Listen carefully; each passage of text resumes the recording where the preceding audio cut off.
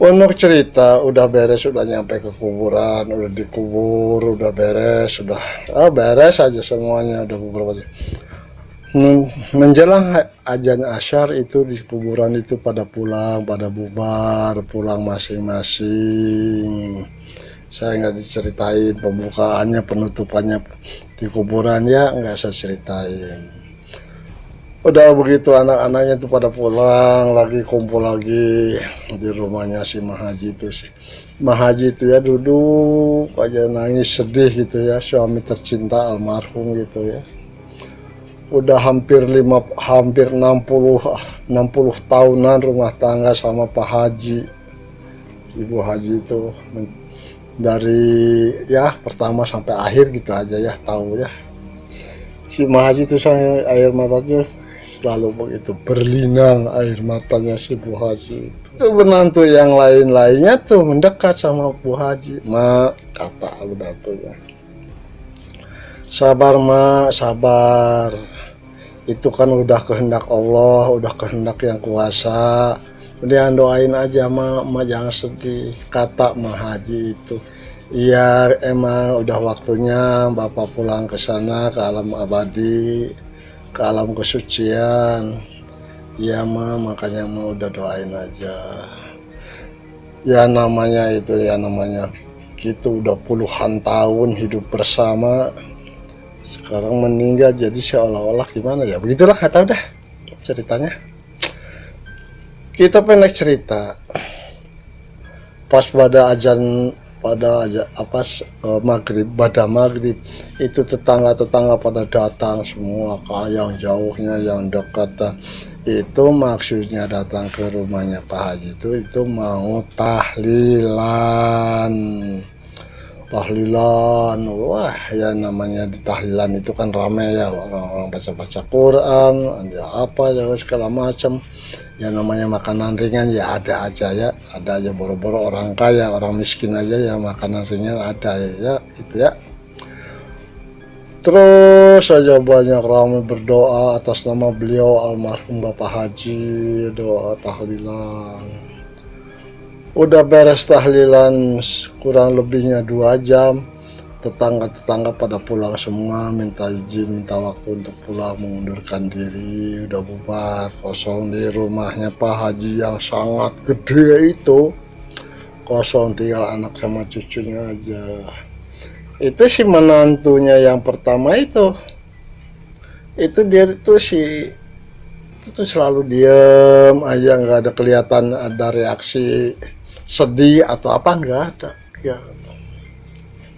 Tahlilan ke-1, tahlilan kedua, tahlilan ketiga, udah sampai ke 7 harinya. Udah 7 harinya tuh berhenti dulu. Itu kehidupannya si Mahaji itu hampa bener-bener. Si Mahaji itu kehidupannya tuh jadi terlalu banyak bengong, lamun mikir ya namanya hidup siang malam bersama sama suami tercinta ya. Pas meninggal ya gimana lah, saya kurang tahu itu, pikir aja sendiri.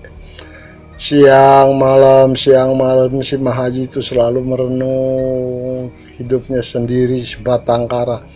Itu si anak menantunya sama si cucunya itu pulang masing-masing.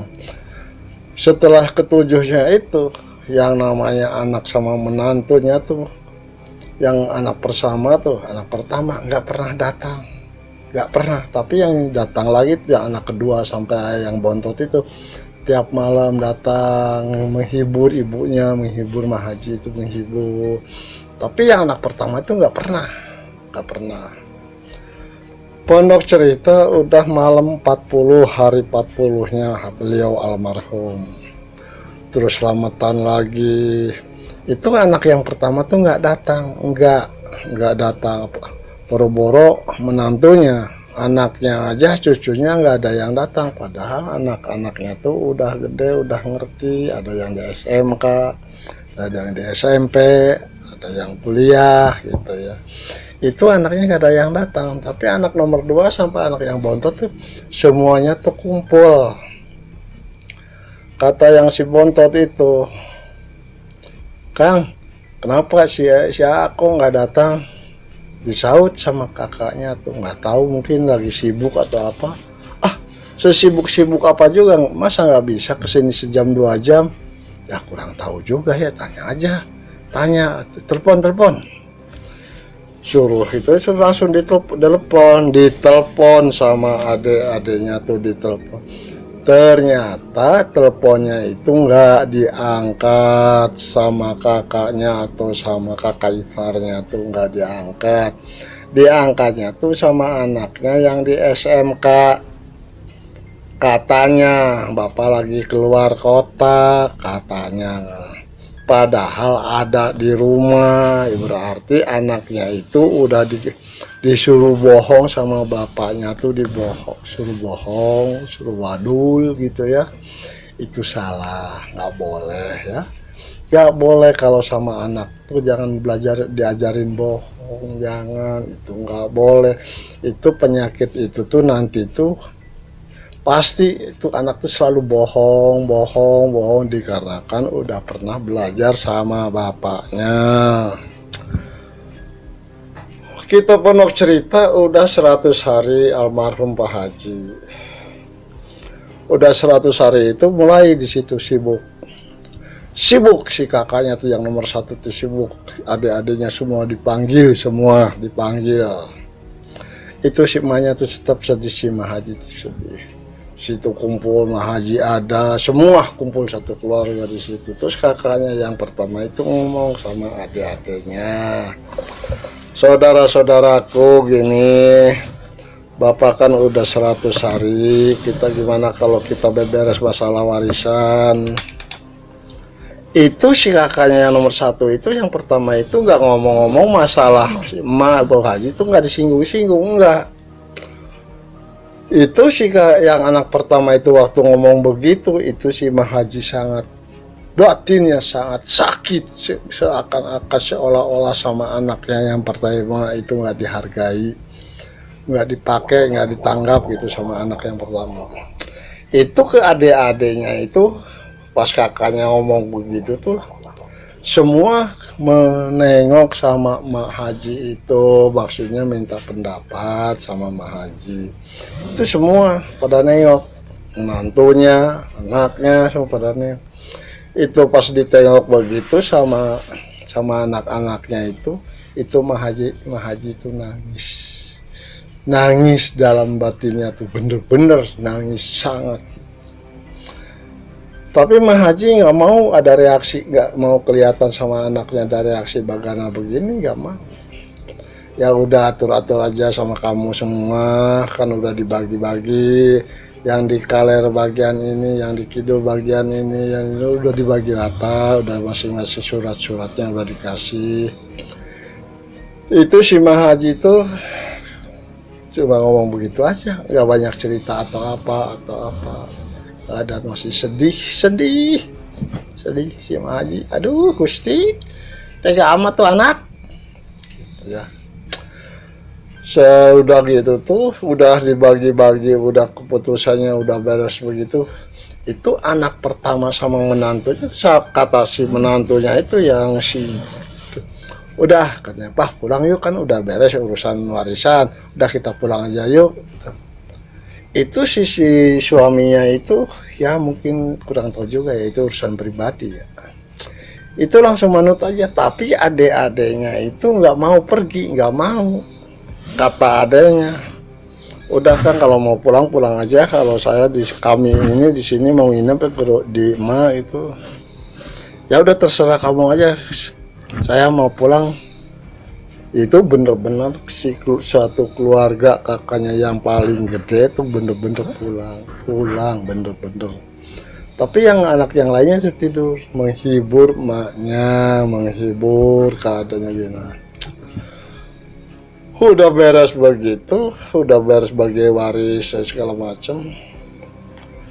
Tapi si menantu anak pertama itu sama suami itu ngompor-ngomporin, wah segala macam ngompor-ngomporin, kejelekan, kejahatan itu semua, bahwa dibagi rata warisan itu, rata itu katanya sepapah tuh bodoh, anak panggedenya kenapa bisa dikendalikan begitu aja, bener. Wah, malah sampai bener-bener itu menantu, Masya Allah itu menantu biadab.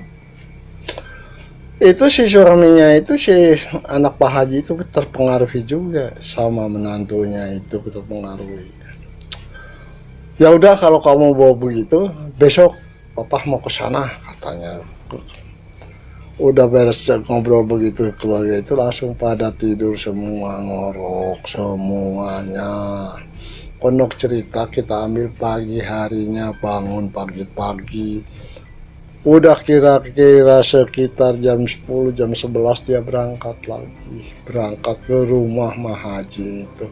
Mah Haji di situ sama cucunya, sama menantunya di situ pada ngeriung, pada ngobrol. Itu anak pertama datang. Enggak salam, enggak salam. Langsung buka pintu, masuk. Langsung ngomong sama emaknya. Mak, saya mau nanya, boleh enggak? Ya, ngomong aja, kata Mah Haji. Emang ada apa kamu? Kata si anak pertama, Mak, kalau begitu sih caranya nggak adil, kan saya anak pertama, kenapa kok dibagi rata sama adik-adiknya? Saya sepikulan kok adik-adik saya sepikulan, kata si kakak nomor 1 itu. Itu adik-adiknya tuh diem, nggak ada yang nyaut. Kata si Mah Haji itu, Kasep, Gaga, kan kamu tuh anak paling gede, paling dewasa, ibarat ganti bapak. Kamu harus punya sifat bijaksana, kan saudara-saudara kamu tuh nggak ada yang perempuan, semuanya laki-laki. Pokoknya mah nggak bisa gitu, pokoknya saya mau dari per orang itu saya minta bagian lagi, jadi nggak mau disamain. Saya anak paling gede, harus lebih banyak. Si Mah Haji itu sampai istighfar, astagfirullahaladzim, Kasep, jangan begitu, kamu tuh itu kan saudara kamu. Terus nyaut lagi, nggak begitu Pak Mak, pokoknya saya harus ini. Tapi adik-adiknya itu sadar, ya udah nggak apa-apa, maunya apa, udah gini aja, kata si kakak nomor 1 itu. Udah semua saudara-saudara saya itu tanahnya saya mau diambil lagi, 1 orang 1 hektar. Itu juga setuju, saya ambil 1 hektar per orang. Itu semuanya juga, entah anaknya, entah itu semuanya, yang adik-adiknya itu pada diem. Gak ada yang pertahankan, gak ada. Kata yang bontot, ya udah kalau mau begitu ya ambil aja, nggak apa-apa.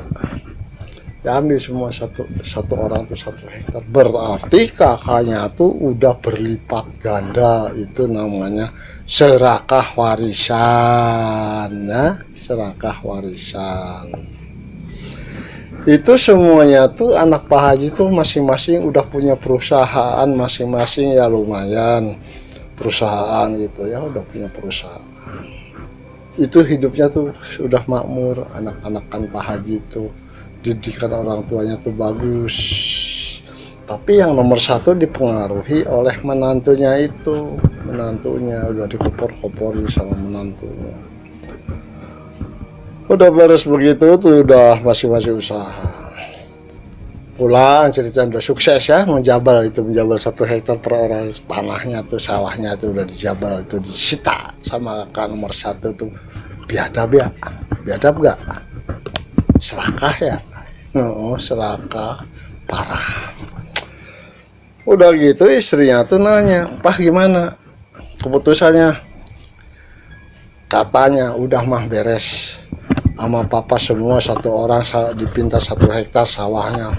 Itu istrinya gak terima. Ini papa bagaimana? Kok semua 1 hektar, minta kayak 2 hektar. Kenapa sih ke papa? Kok bodoh amat, anak nomor 1 tuh. Wah, benar punya suami tuh bener-bener goblok, kata istrinya. Itu si suaminya tuh diem 1000 bahasa, gak ada reaksi apa-apa, gak ada sama sekali. terus sehari 2 hari. Itu yang namanya semenantu itu ngompor-ngompori sama suaminya tuh ya. Saya nggak, emang cerita ini nggak saya sebut nama-namanya dikarenakan takut ada yang sama atau karakternya yang sama, takut tersinggung. Mohon maaf ya, nggak sebut cerita nama siapa atau siapa, nggak ya, maaf ya, mohon maaf, nggak saya sebut nama. Itu si penantu nomor 1 tuh, wah bener-bener ngomporin terus. Perusahaannya itu semuanya tuh, anaknya semua pada maju, pada sukses. Saking serakahnya si perempuan itu, saking jahatnya si wanita itu, terus ngomong sama suaminya, katanya, "Pak, begini aja Pak, kita cari dukun aja Pak, cari dukun." Kata suaminya, "Buat apaan?" Udah Pak, pokoknya Papa setuju aja, pokoknya terus gimana Mama.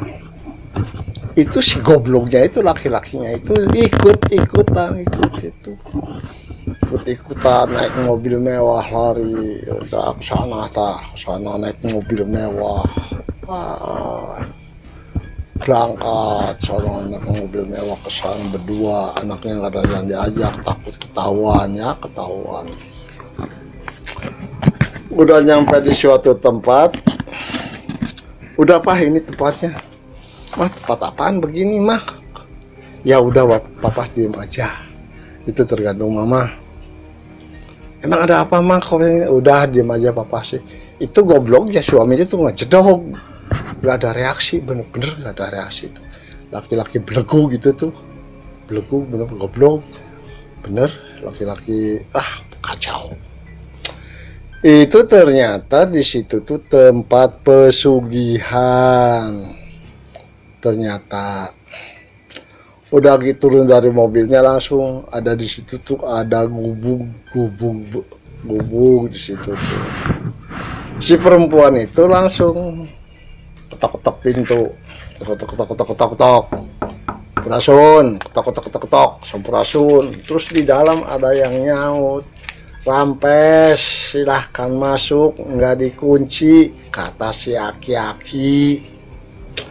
Udah didorong sama si perempuan itu, si perempuan menantu itu pintunya tuh bunyi krekek gitu ya, ke pintu itu disalah krekek. "Oh, kamu udah silakan masuk." Pada masuk biasa ngobrol. Terus si dukun tuh nanya, "Ada apa Neng? Ada apa Aden?" Itu si suaminya tuh udah mangap mulutnya mau ngomong, langsung ditutup sama istrinya tuh, mulut suaminya tuh ditutup pakai tangannya istrinya tuh, nggak boleh ngomong. Langsung si istrinya tuh ngomong sama si dukun itu, kata, "Bah, saya kesini bukan untuk bertanya atau untuk dukun, bukan. Saya pengen punya pesugihan. Saya mau pesugihan." Kata suaminya, "Mah, buat apa Mah? Sawah udah luas, rumah udah bagus, uang udah banyak. Buat apa lagi Mah? Udah diem kamu. Yang penting kamu udah diem urusan saya." Kata istrinya. Itu goblok lagi ya. Itu suaminya tuh diem lagi, nggak reaksi, nggak. Itu si istrinya, si anak nomor 1 itu langsung ngobrol sama si dukun. "Pak Dukun, saya pengen punya pesugihan, saya pengen lebih kaya dari kota ini. Saya pengen menguasai harta-hartanya adik suami saya. Saya nggak mau tahu urusan kamu, Mbah Dukun. Gimana caranya, terserah kamu, butuh duit berapa saya kasih." Kata si perempuan itu. Yang namanya dukun mata duitan ya, dukun mata duitan. Ya langsung nyanggupin. "Ya udah kalau begitu si Neneng ya, kalau udah begitu ayo kita ikut aja ke sana." "Kemana?" "Oh ya ikut." Itu bertiga jalan naik ke gunung dari rumah butut itu, si dukun itu naik, jalannya nanjak aja ya. Itu suaminya nggak pernah main ke hutan gitu ya, ya jalannya capek gitu, ngos-ngosan napasnya, ngos-ngosan.